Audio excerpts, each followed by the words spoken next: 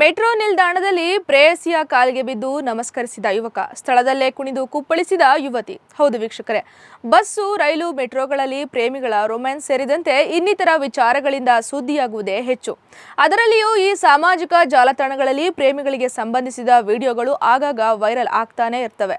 ಆದರೆ ಇದೀಗ ವೈರಲ್ ಆಗಿರುವ ವಿಡಿಯೋದಲ್ಲಿ ಯುವಕನೋರ್ವ ತನ್ನ ಪ್ರೇಯಸಿಯ ಪಾದಗಳನ್ನು ಸ್ಪರ್ಶಿಸಿ ನಮಸ್ಕರಿಸಿದ್ದು ಈ ವಿಡಿಯೋ ವೈರಲ್ ಆಗುತ್ತಿದ್ದಂತೆ ನೆಟ್ಟಿಗರು ತರಹೇವಾರಿ ಸಮ್ಮಿಶ್ರ ಕಮೆಂಟ್ಗಳನ್ನು ಮಾಡಿದ್ದಾರೆ. ಪ್ರೀತಿಯೇ ಹಾಗೆ, ಒಮ್ಮೆ ಪ್ರೀತಿಯಲ್ಲಿ ಬಿದ್ದರೆ ಈ ಜಗತ್ತೇ ಕಾಣುವುದಿಲ್ಲ ಎಂಬ ಮಾತಿದೆ. ಪ್ರೇಮಿಗಳು ತಮ್ಮನ್ನು ಪ್ರೀತಿಸುವ ಜೀವದ ಖುಷಿಗಾಗಿ ಏನು ಬೇಕಾದರೂ ಕೂಡ ಮಾಡಿಬಿಡುತ್ತಾರೆ. ಅದರಲ್ಲಿಯೂ ಈ ಹುಡುಗ ಪ್ರಾಮಾಣಿಕವಾಗಿ ಪ್ರೀತಿಸುತ್ತಿದ್ದರೆ ತನ್ನವಳಿಗಾಗಿ ಏನನ್ನು ಬೇಕಾದರೂ ಮಾಡಲು ಸಿದ್ಧವಿರುತ್ತಾನೆ. ಅದರಂತೆ ಪ್ರೇಮಿಯೊಬ್ಬನು ಮೆಟ್ರೋ ನಿಲ್ದಾಣದಲ್ಲಿ ತನ್ನ ಪ್ರೇಯಸಿಗೆ ಕಾಲಿಗೆ ಬಿದ್ದಿದ್ದು ಅಲ್ಲಿಯೂ ನಮಸ್ಕರಿಸಿದ್ದು ಈ ಬಗೆಗಿನ ವಿಡಿಯೋವೊಂದು ಸಾಮಾಜಿಕ ಜಾಲತಾಣದಲ್ಲಿ ಸಿಕ್ಕಾಪಟ್ಟೆ ವೈರಲ್ ಆಗ್ತಾನೆ ಇದೆ. ವೈರಲ್ ಆಗಿರುವ ವಿಡಿಯೋದಲ್ಲಿ ಮೆಟ್ರೋ ನಿಲ್ದಾಣದ ಪ್ಲಾಟ್ಫಾರ್ಮ್ನಲ್ಲಿರುವ ಕಟ್ಟೆಯಲ್ಲಿ ಯುವಕನು ಕುಳಿತುಕೊಂಡಿರುವುದನ್ನು ಕಾಣಬಹುದು.